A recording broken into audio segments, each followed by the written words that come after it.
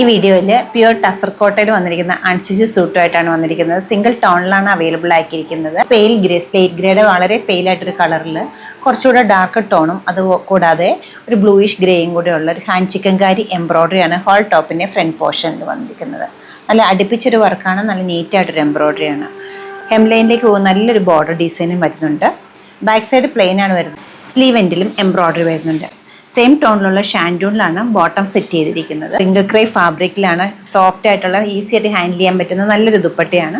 4 സൈഡ്സിലും self കളറിലുള്ള സ്കാലോ finishing ഉണ്ട്. കൂടാതെ സ്കാറ്റേഡ് ആയിട്ടുള്ള ചിക്കൻകാരി എംബ്രോയിഡറിയും വരുന്നുണ്ട്.